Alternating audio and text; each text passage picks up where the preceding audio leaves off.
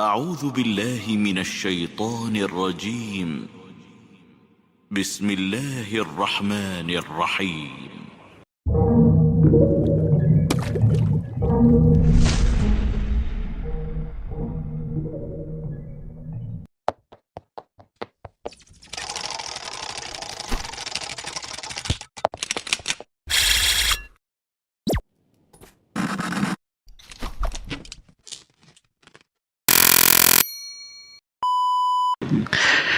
Bismillahirrahmanirrahim. Assalamualaikum warahmatullahi wabarakatuh. Alhamdulillahilladzi bi ni'matihi tatimmu shalihat. Segala puja dan puji syukur senantiasa kita ucapkan kepada Allah Rabbul Alamin, yang mana dengan nikmat yang diberikan oleh Allah Jalla Jalaluh maka sempurnalah kebaikan-kebaikan.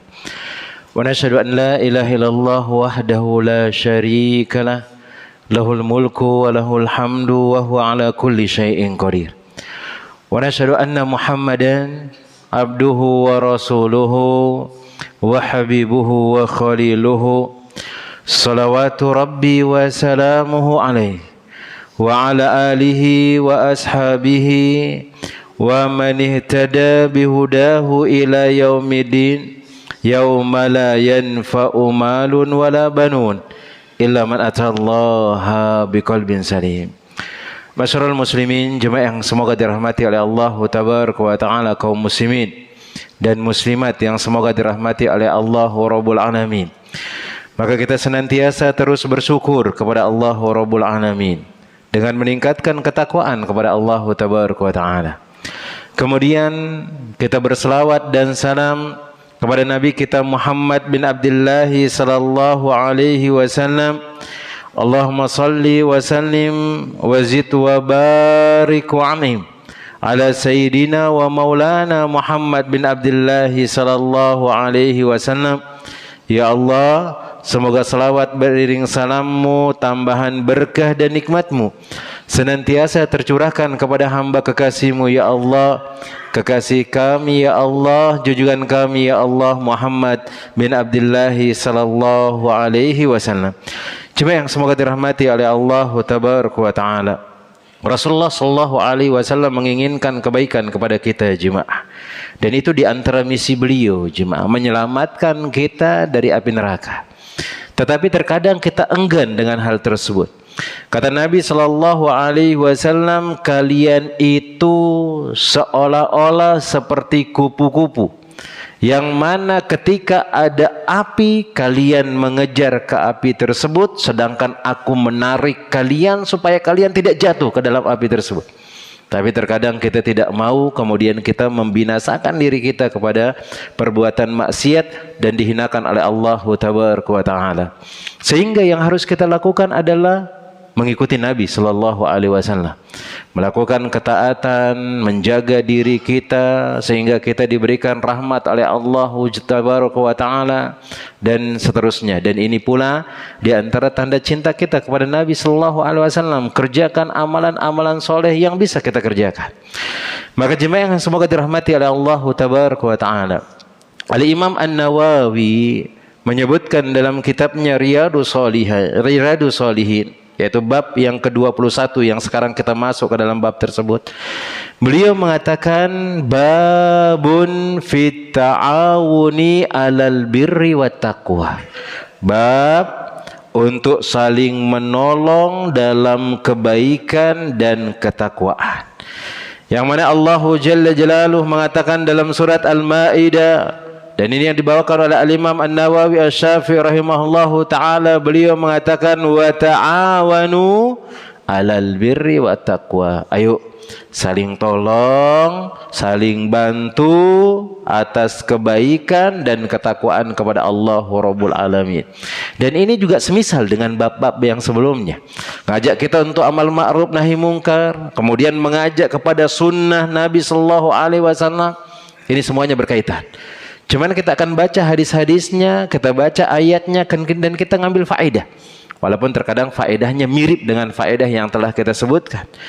Maka di sini Al-Imam An-Nawawi menyebutkan pula firman Allah tabaraka wa ta'ala mengatakan wal asri, demi masa. Innal insana lafi khusrin. Maka sesungguhnya manusia semuanya dalam keadaan merugi mereka. Semua kita ini merugi, kata Allah Jalla Jalaluhu jemaah.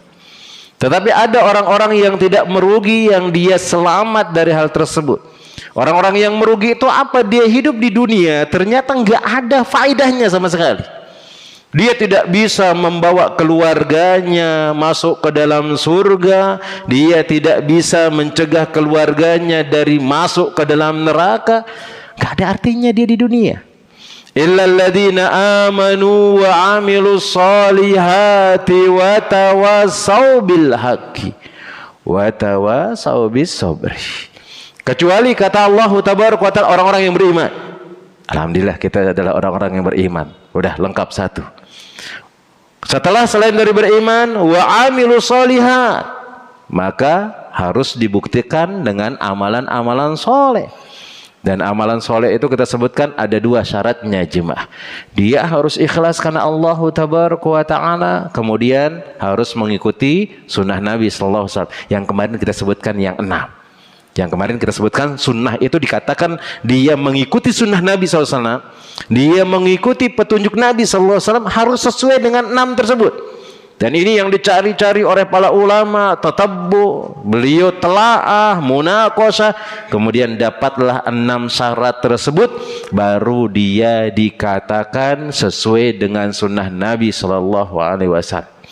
Di antara contohnya, ketika datang nanti hari haji atau hari Dzulhijjah, yang mana di sana disyariatkan untuk menyembelih, maka yang diajarkan oleh Nabi sallallahu alaihi wasallam, engkau menyembelih itu dari bahimatil an'am, yaitu dari binatang ternak, dan dijelaskan yaitu sapi, onta, kemudian kambing. Maka harus itu jenisnya, nggak boleh diganti. Ustadz, kita nyembelih kambing satu, itu kalau dibagi-bagi dagingnya kayaknya nggak nyampe untuk 20 orang Ustadz. Nyembelih ayam saja 2000 ayam, lebih murah kayaknya. Kalau 2000 ayam itu berapa jemaah? Antum kalikan aja, satu ayam itu mungkin kalau yang masih hidup, kalau yang sudah dipotong-potong biasanya 50.000 lah, anggap 50.000 kalikan dengan 50.000, sedangkan kambing harganya sekarang berapa jemaah? 4 juta ya, anggap 4 juta. 4 juta. Kalau antum beli ayam lebih banyakkan mana dagingnya? Ayam jemaah, ayam.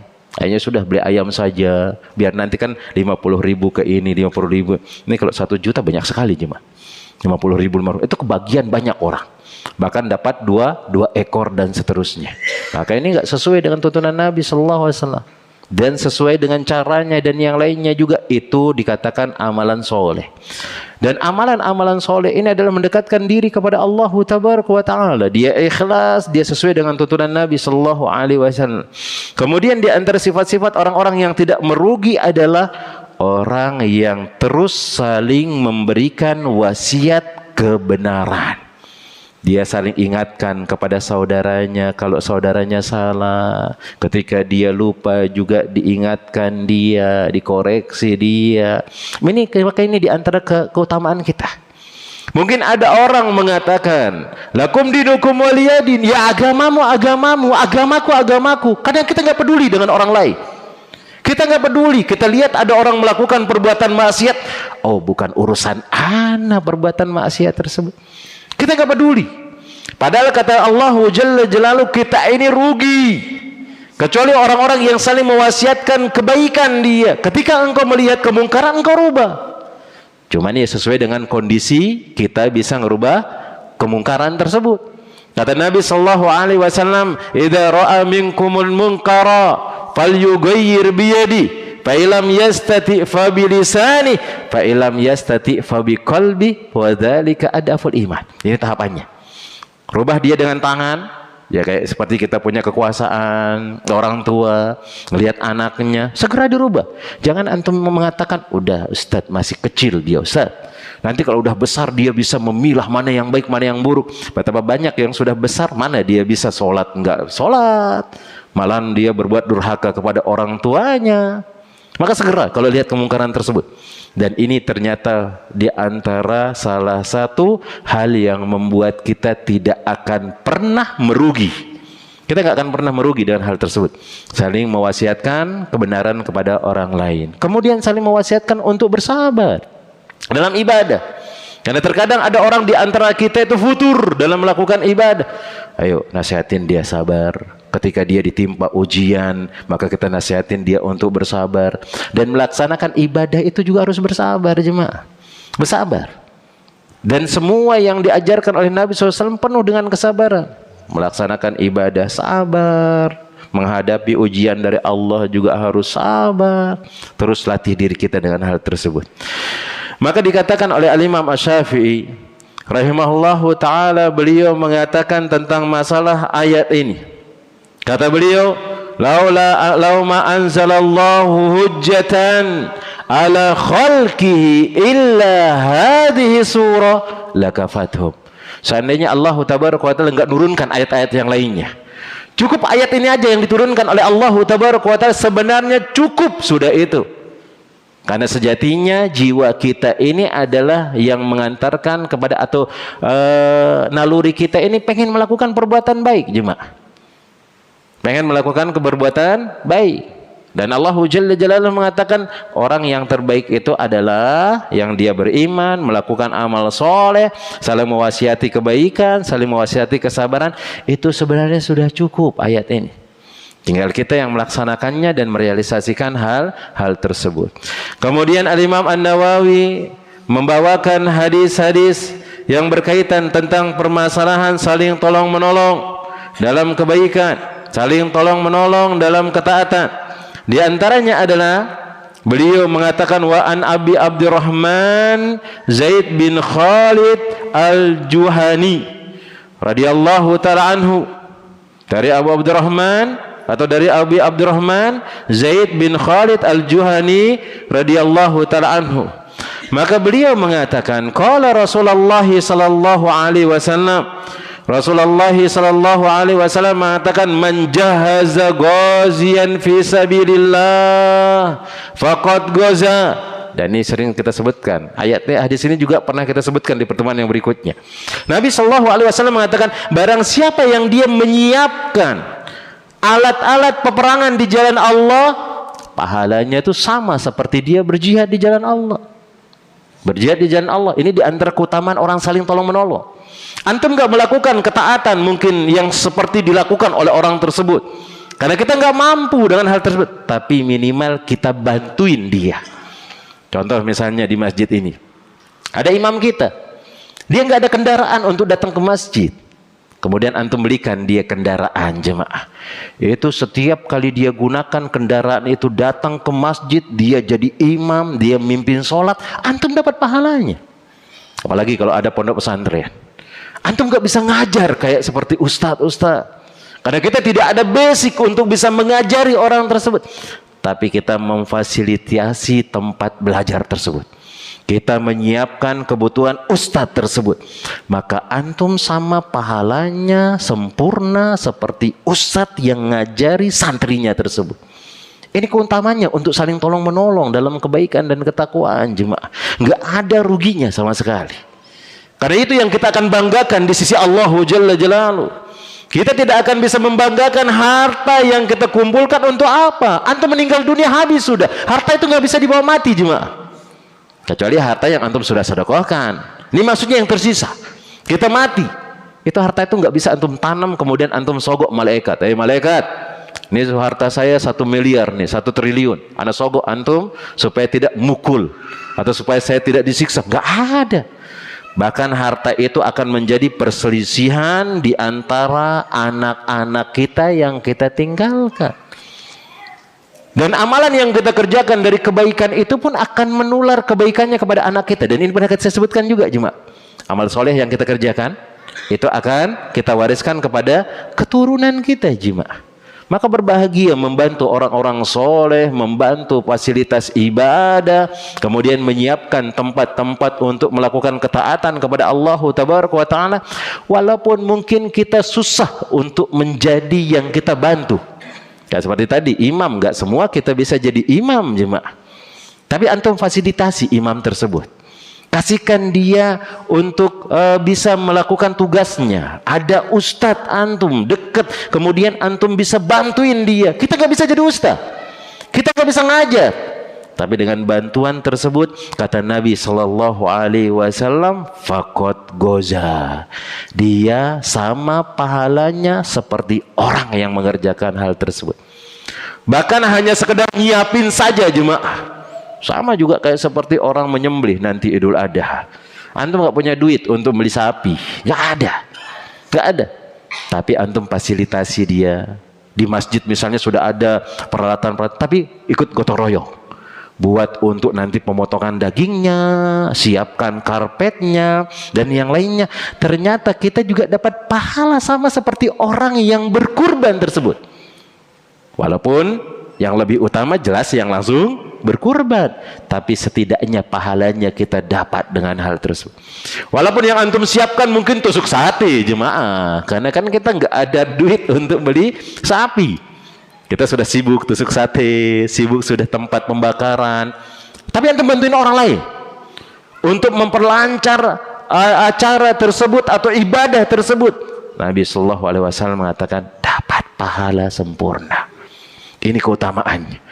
Maka bantu apa yang bisa kita bantu. Kemudian Nabi Shallallahu Alaihi Wasallam mengatakan, wa man khalafa ghaziyan fi ahlihi bi khairin faqad ghaza, dan barang siapa di antara kalian yang dia meninggalkan keluarganya untuk berperang fi sabilillah berupa kebaikan, apa yang dibutuhkan untuk kehidupan keluarganya, maka dia dianggap pula sebagai orang yang berperang. Apa? Nyari nafkah jemaah. Nyari nafkah itu di jalan Allah Rabbul Alamin. Maka di sini kita ngambil faedah, nggak boleh kita sia-siakan keluarga kita jemaah.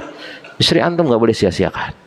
Kemudian yang lainnya nggak boleh sia-siakan. Ustadz, bulan ini anak pengen berkurban Ustadz. Ada duitnya sudah anda siapkan mungkin 30 juta.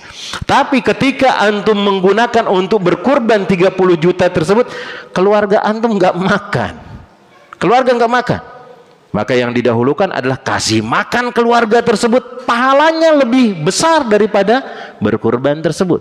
Ini diantara keutamaan memberikan nafkah kepada keluarga jemaah. Harus kita ikhlaskan. Jangan sampai kita mengatakan, Ustadz, ana sudah lelah untuk cari nafkah untuk keluarga ana. Bertahun-tahun habis terus duit sama istri ana ya Ustadz. Sama anak-anak ana Ustadz. Dan ini pernah dikeluhkan oleh seorang sahabat kepada Nabi Shallallahu Alaihi Wasallam, mengeluhkan adiknya yang tukang ngabisin duit jemaah. Dihabiskan untuk apa? Belajar agama. Dia duduk karena Nabi Shallallahu Alaihi Wasallam dia mempelajari Al-Quran dan yang lainnya. Maka Nabi Shallallahu Alaihi Wasallam mengatakan, la'allaka turzaku bih.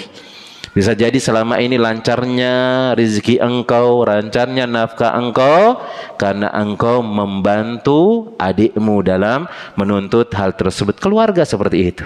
Begitu juga membantu orang lain jemaah, pahalanya sangat besar.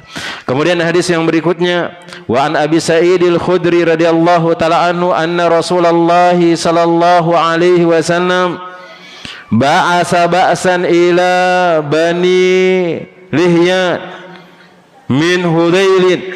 Nabi sallallahu alaihi wasallam pernah mengutus pasukan untuk memerangi Bani Lihyan, yaitu dari suku Hudail. Kemudian Nabi sallallahu alaihi wasallam mengatakan, liyan ba'ith min kulli rajulaini ahaduhuma wal ajru bainahuma, rawahu Muslim. Maka hendaklah dari setiap dua orang berangkat salah satu dari keduanya. Maksudnya setiap golongan supaya mengirim sejumlah atau separuhnya, sedangkan separuhnya tidak ikut berperang, adalah jaminan kehidupan keluarga dari orang yang ikut berperang tersebut dan pahalanya untuk keduanya. Misal ada dua orang, atau disebutkan mungkin keluarga kita lah, mungkin istri kita tidak ikut bekerja jemaah, tidak ikut untuk keluar mencari nafkah, tapi ketika dia mempersiapkan semua yang dibutuhkan oleh suaminya untuk mencari nafkah, maka pahalanya sama kayak seperti dia cari nafkah jemaah.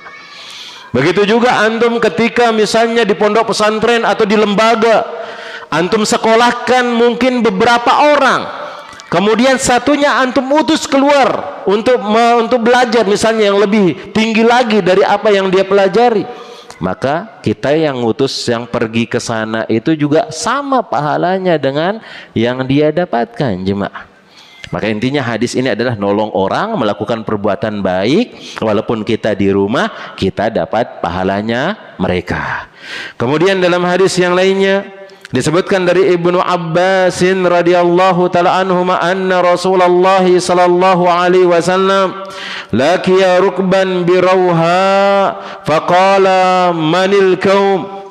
Maka Nabi sallallahu alaihi wasallam pernah bertemu dengan orang yang lagi mengendarai kendaraan. Lagi ada orang yang mengendarai kendaraan, kemudian dia mengatakan, siapa mereka? Qalu muslimuna. Faqalu man anta. Kemudian dia mengatakan, siapa engkau? Rasulullah. Farafa'at ilaihi imra'atun sabiyan faqalat la hadha hajjun ya Rasulullah. Qala na'am walaki ajrun. Dia mengatakan ketika mendapati ada orang rame-rame, kemudian ditanya, siapa? Orang-orang muslim ya Rasulullah. Kemudian orang-orang muslim itu mengatakan, engkau siapa?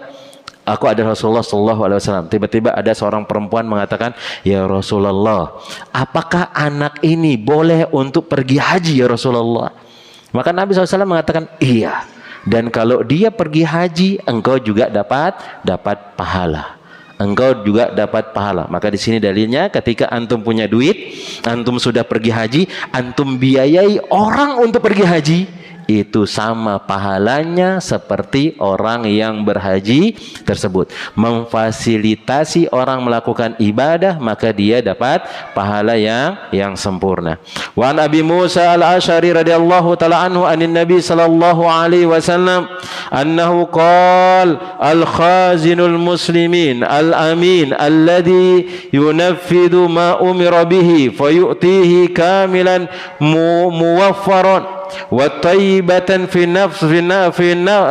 nafsuhu wa yadfa'uhu ila alladhi umira lahu bi ahadin al-mutasaddiqin. Ini juga sama maksudnya, orang-orang yang membantu orang lain, kemudian memudahkan orang lain untuk melakukan sedekah, untuk melakukan amal-amal soleh, maka tidak ada lain pahala yang dia dapatkan, itu juga sama, jemaah. Nah, kemudian kita masuk ke bab yang berikutnya, bab fin nasihah. Karena sedikit aja pembahasan, jemaah. Nah, maka di sini disebutkan oleh Al-Imam An-Nawawi Asy-Syafi'i rahimahullahu taala dalam bab ini, yaitu bab yang ke-22 tentang permasalahan saling menasihati. Mirip-mirip pembahasannya, jemaah. Tadinya saling menolong dalam kebaikan dan ketakwaan. Apa yang bisa kita tolong maka tolonglah, walaupun kita tidak bisa seperti orang tersebut, kemudian dia melakukan amal soleh, pahala sempurna yang kita dapatkan.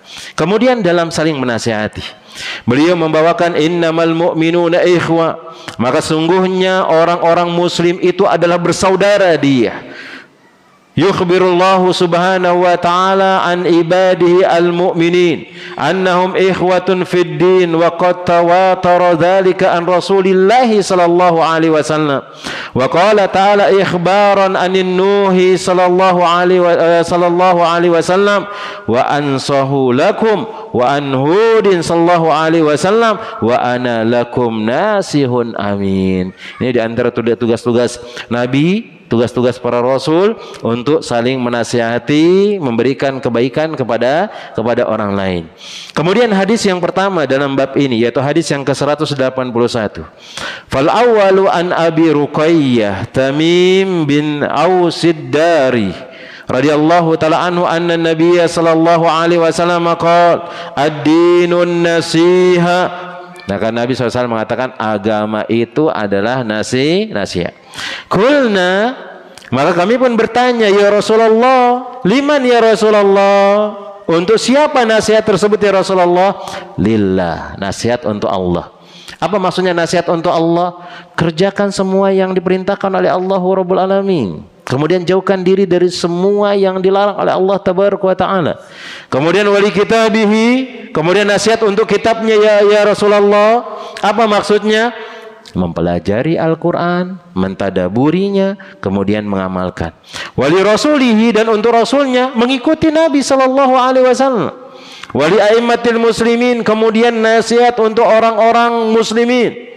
A'immah, para pemimpin itu butuh dinasihatin jemaah. Sama seperti kita, seorang suami. Maka di antara fungsi dari seorang istri itu adalah menasihati suaminya, sehingga suami itu tidak terjatuh dalam perbuatan maksiat dan yang lainnya. Dan itu dari tujuan menikah jemaah. Menikah itu bukan hanya sekedar nikmat-nikmatan, kemudian punya anak banyak, selesailah. Harus saling menasihati antara istri dengan suami, kemudian suami kepada istrinya, kepada anaknya, dan yang lainnya. Cuman tata cara kita menasihati itu harus beda. Ketika kita menasihati suami kita, maka tunggu dia reda dulu marahnya. Dan kemudian kondisinya sudah bagus, kemudian nasihati. Dan ini yang sering dilakukan oleh ulama-ulama kita, di antaranya Imam Ahmad rahimahullahu ta'ala. Ketika dia ada yang mau disampaikan kepada istrinya, atau istrinya mau menyampaikan sesuatu kepada suaminya, atau disebutkan dari sahabiyah, Anda lupa sahabiyah siapa itu? Yang anaknya meninggal dunia ketika dia ditinggalkan oleh suaminya pergi berperang, kemudian ketika balik sudah meninggal dunia. Maka ditunggu juga suaminya. Suaminya pulang, kemudian dia mengatakan, udah lewat kata hadis tersebut. Datang kemudian mengatakan, bagaimana kabar anak kita? Istri mengatakan, anak kita sudah aman, udah tenang, nggak sakit-sakitan lagi.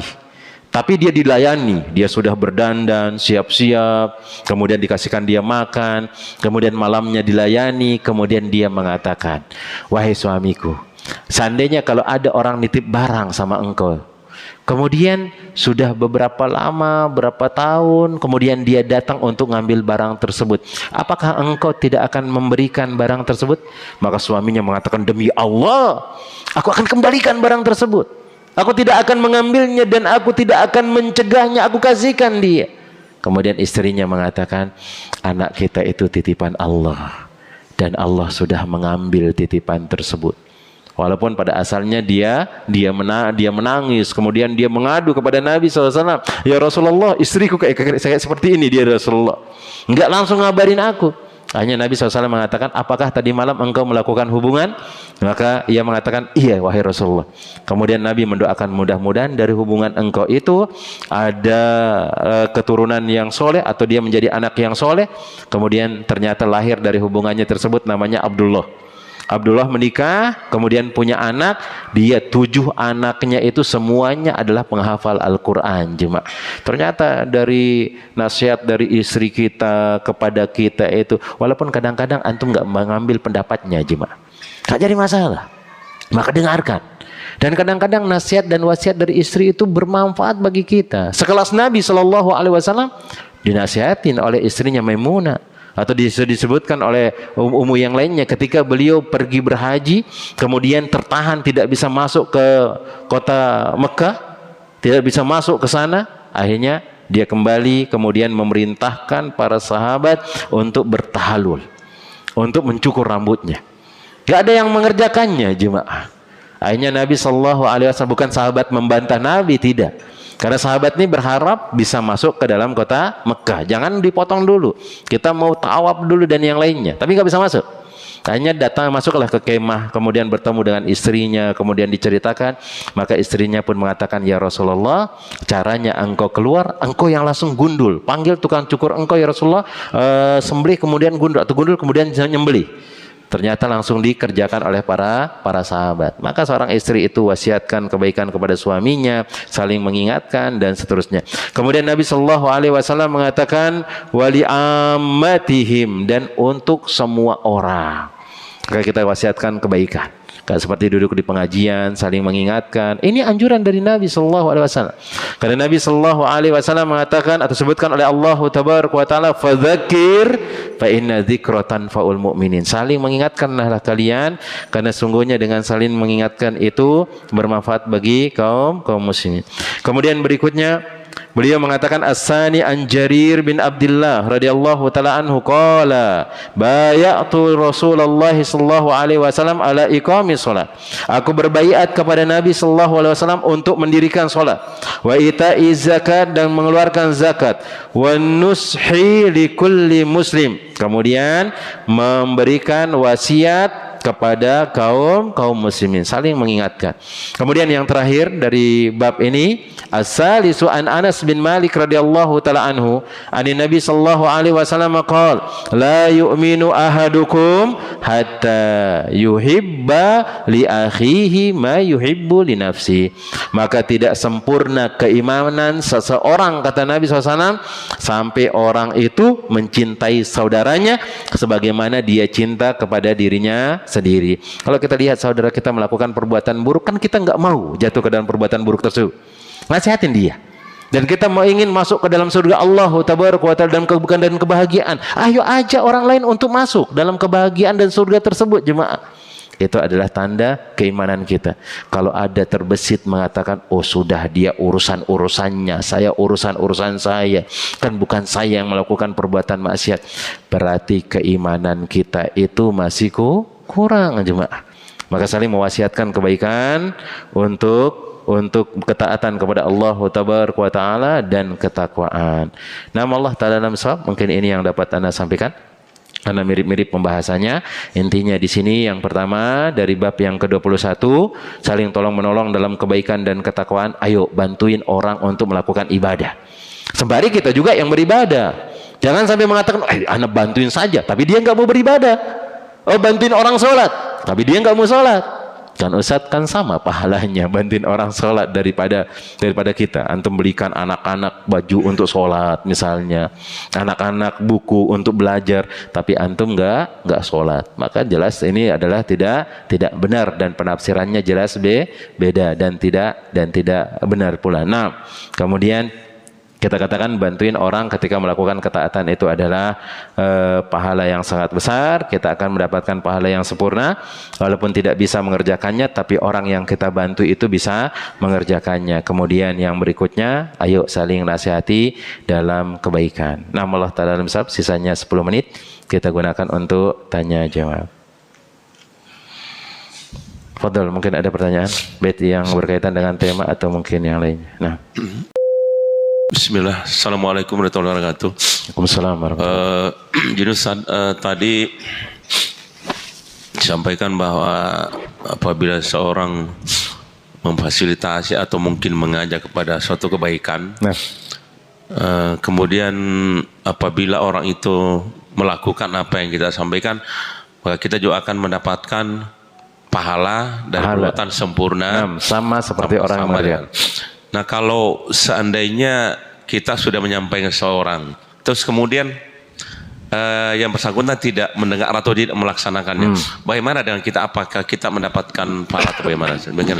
Nah, jemaah, niatan antum melihat supaya dipakai untuk beribadah kepada Allah tabaraka wa taala. Ternyata nggak dipakai, digunakan untuk lain. Digunakan untuk lain, melakukan perbuatan maksiat misalnya. Antum belikan ada orang parang mungkin atau cangkul misalnya untuk dia berkebun, cangkulnya ternyata dipakai untuk ngambil pasir orang misalnya, untuk bunuh orang. Berarti kan tidak sesuai dengan yang kita harapkan. Apakah kita berdosa? Tidak. Sekedar niatan baik saja antum kemudian antum berikan kepada orang, antum dapat pahala. Kemudian ketika dia melakukan perbuatan buruk dengan hal tersebut, maka kita sudah berlepas diri. Cuman ketika hendak antum bantuin orang tersebut, lihat dia betul-betul enggak dia akan gunakan dalam kebaikan. Jangan asal-asalan ngasih. Sehingga apa yang kita bantu, apa yang kita keluarkan dari harta kita ini benar, jemaah. Sehingga ada orang mengatakan, iya kalau bantuin orang itu harus selektif katanya, harus dilihat. Jangan sampai nanti bantuan yang kita kasih itu ternyata digunakan untuk yang lain. Bantuin, ada orang bantuin untuk apa misalnya duit untuk beli beras, ternyata duitnya digunakan untuk judi online misalnya. Antum harus lihat, perhatikan. Tapi kalau dia jenggotan, dia ngajar santri misalnya, masa dikasihkan duit dipakai judi online? Enggak, ini enggak mungkin ini. Pasti dia gunakan untuk kebutuhannya dia, untuk membantu santrinya. Dan cari, harus selektif kita jemaah, harus diperhatikan hal tersebut. Sehingga yang kita bantu atau duit yang keluar itu tidak sia-sia dia. Walaupun kita nggak ada tanggungan kalau yang kita bantu itu dia melakukan perbuatan buruk dengan hal tersebut. Yang mana niatan kita adalah membantu dia supaya dia gunakan dalam ketaatan. Tapi kalau antum niatannya bantu untuk melakukan perbuatan buruk, dosa antum sama seperti dia. Berarti dia mansanna sunnatan sayi'atan. Orang yang mengajarkan, menunjukkan kepada amalan yang buruk, itu dia. Maka dosanya akan terus-menerus mengalir kepada dia. Dosanya terus-menerus akan mengalir kepada dia. Maka di sini kalau bantuin orang itu diperhatikan. Jangan asal-asalan. Jangan asal-asalan. Jangan asal-asalan. Kalau antum lihat misalnya ada fakir miskin nggak ada makanan, antum berikan dia beras, tiba-tiba berasnya dijual kemudian judi online, sebenarnya yang antum masukkan bantu dia supaya makan kan. Kemudian dia lakukan untuk perbuatan yang buruk, maka kita tidak berdosa. Tapi kalau dia gunakan untuk kebaikan, antum dapat pahalanya. Udah dapat pahala bantuin dia, kemudian dia ngajar lagi untuk orang lain, antum dapat pahala. Misal contohnya, kita bantuin ustaz. Antum fasilitasi dia semua misalnya, rumahnya, kemudian antum berikan dia uang untuk ini. Beliau sehat. Kemudian beliau punya ilmu, dia ajarkan kepada anak. Itu anak-anak yang diajarkan Al-Quran. Anak itu ngaji, antum juga dapat pahala. Pahala dari ustadznya, pahala dari muridnya, nanti muridnya mengajarkan kepada yang dapat pahala terus. Ini namanya adalah pahala jariyah yang akan terus-menerus mengalir jemaah. Walaupun kita nggak memiliki ilmu. Namun disebutkan dalam hadis Nabi SAW, al-ilmu yuntafa'u bihi, ilmu yang bermanfaat bagi kita. Tapi kita nggak punya ilmu untuk mengajarkan hal tersebut. Kita bantuin orang lain, kemudian dia mengajarkan ilmunya, kita dapat pahalanya seterusnya jemaah sampai hari kiamat. Sampai hari kiamat. Maka antum akan berbangga, berbahagia ketika masuk di dalam surga Allah itu. Pahala itu kok banyak sekali, numpuk sekali. Ternyata dari pahala jariyah yang kita secara tidak sadar dengan hal tersebut. Nah, Allah Ta'ala alam sah. Ada yang lain? Fadhal. Tinggal 6 menit lagi. Nah,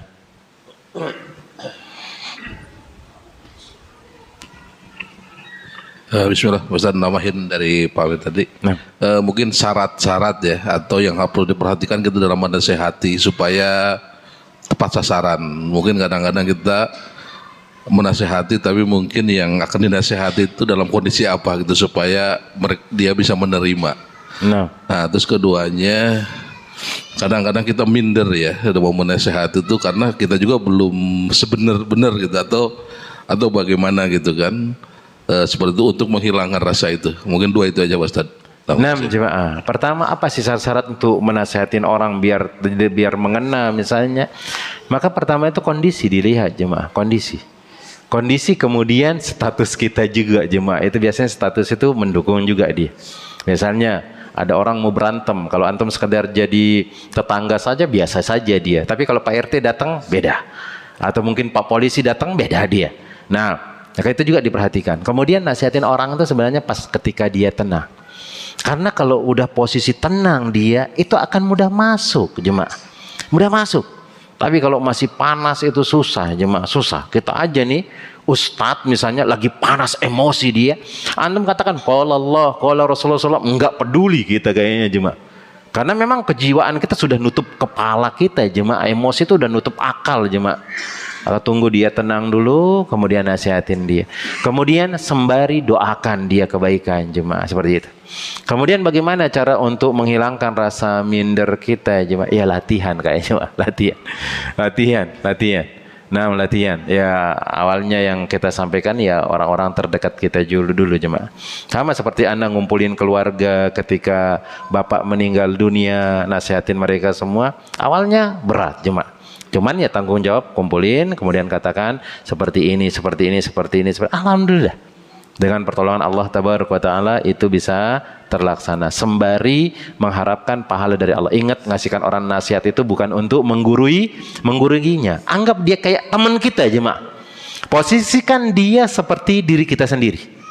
Sehingga kita nggak akan berlagak lo nasihatin orang. Kecuali kalau dia muridnya antum, silahkan. Kalau sama-sama kita misalnya seumuran, maka lihat kondisi dan pelan-pelan. Kata Allah Tabaraka wa Ta'ala, wa mau'izatul hasanah, dengan mau'izah hasanah, wajadilhum billati hiya ahsan. Kemudian kalau debat dia itu debat yang baik. Jangan pojokin dia, jangan rendahkan dia, jangan hinakan dia, karena dia nggak tahu. Kalau antum melihat teman antum salah itu jangan, oh ya haram ini, sesat ini, masuk neraka ini. Susah dia mau nerima. Dudukan dia, kemudian kasih tahu dengan ucapan yang bagus. Itu akan lebih mengena.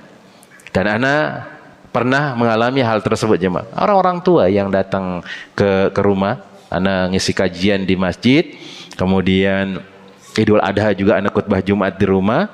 Selang beberapa waktu itu orang-orang tua-tua yang datang ke rumah. Orang tua datang nanya, harus pelan-pelan memang sama orang tua. Apalagi orang-orang tua yang dia memang keyakinan, kasihkan pandangan. Oh ini dulu seperti ini, pelan-pelan. Padahal antum tahu dia adalah dedengkotnya yang melakukan perbuatan yang diharamkan oleh Allah Tabaraka wa Ta'ala. Pelan-pelan. Itu lebih masuk ke dalam hati orang tersebut daripada kita caci maki dia, menghinakan mereka. Dan posisikan orang yang kita nasihati itu posisinya sama seperti diri kita sendiri. Apakah antum mau ketika dinasihatin dicaci maki, dihina? Nggak akan mau kita jemaah, nggak akan mau kita dengan hal tersebut. Nah, Allah Ta'ala namsab. Kelas jemaah. Nah, nggak ada pertanyaan? Nah, jemaah yang semoga dirahmati oleh Allah Tabaraka wa Ta'ala. Mungkin ini yang dapat kita pelajari pada kesempatan malam hari yang berbarokah ini. Semoga Allah Tabaraka wa Ta'ala memudahkan semua urusan kita jemaah. Kemudian memudahkan urusan kita, urusan dunia, urusan akhirat. Urusan kita sebagai suami untuk menjaga keluarga kita. Kemudian urusan seorang istri untuk menjadi istri yang soleha dan taat kepada suaminya. Kemudian urusan kita sebagai orang anak untuk membuat bahagia orang tua kita dan taat kepada mereka, sehingga kita mendapatkan pahala dan surga Allahu Rabbul Alamin. Dan semoga kita dimasukkan oleh Allah Tabaraka wa Ta'ala ke dalam surganya. Amin ya Rabbal Alamin. Kita cukupkan dengan doa kafaratul majlis. Subhanakallahumma wa bihamdika asyhadu an la ilaha illa anta astaghfiruka wa atubu ilaik. Summa assalamualaikum warahmatullahi wabarakatuh.